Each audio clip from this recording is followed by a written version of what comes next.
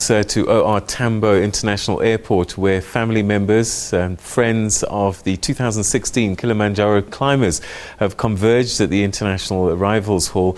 The team left Tanzania earlier today. Now, on Monday, you'll know that one of the climbers, former South African racing champion Gugu Zulu, died after having breathing problems. His wife Lesego and Zulu's body are expected to arrive at a later stage. Let's cross now and join Gillian Pillay, who's been monitoring the arrivals today. Gillian, have they arrived as yet? A very good evening to you, Peter. I can only describe the atmosphere here as one of high emotion, anxiety.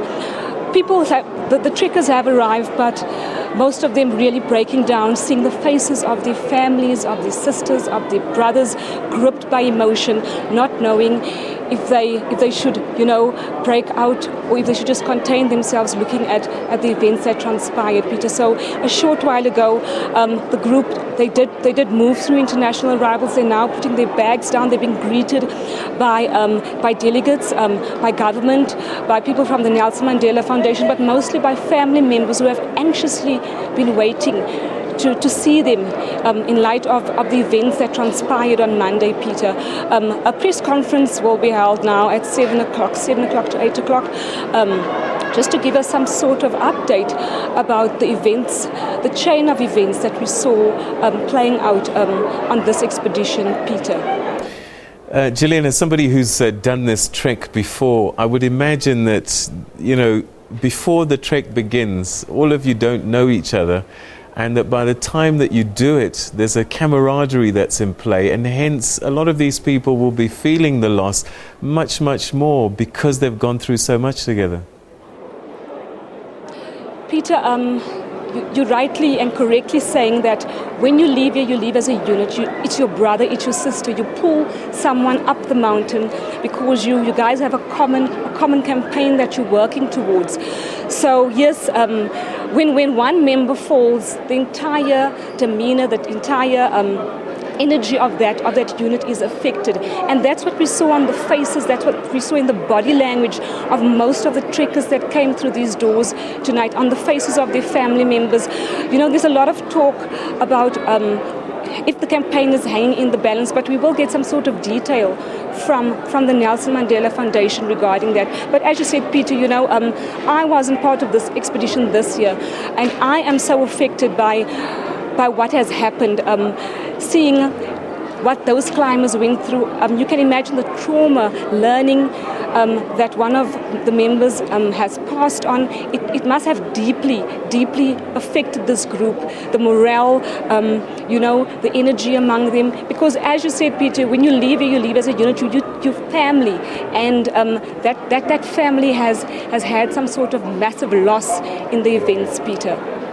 As you said, a press conference coming a little later, and I guess a post-mortem is underway as to these treks. But the reality is that many people climb this mountain and come back down safely, and it is a tragedy when it happens, but perhaps we need to put it into some kind of perspective. Peter, when you embark on an expedition like this, not coming back is not even in your mind. It's the last thought on your mind. But yes, it's the kind of questions that will be fueled, or the media will be fielding those kinds of questions, looking at lessons learned, looking at a revision of possible policies. How could we have done things better? How are we going to go forward with the campaign? What kind of solutions are we looking at, and how the medical link of things will be revised, looking at campaigns going. That's the kind of detail we expected to come from a presser, which is going to start in a little while from now. We're just waiting for the climbers to settle down, and then we're going to have a press conference that will be hosted by the Mandela Foundation, and we're expecting the CEO to give us some sort of detail about the expedition. Peter. We're going to leave it there, Gillian. Thank you very much indeed. That's Gillian Pillay, who herself has done that trek for Mandela expedition up to the top of Kilimanjaro last year. And so she understands fully well what it is to be part of a unique group such as this. And I guess it's even harder for those that have come back without one of their own. Now, Gugu Zulu left more than just his footprints and tyre marks on racing tracks. He also inspired scores of young racing enthusiasts, hoping to break the speed ceiling in a sport seen to be reserved for a privileged few. He is just 12 years old,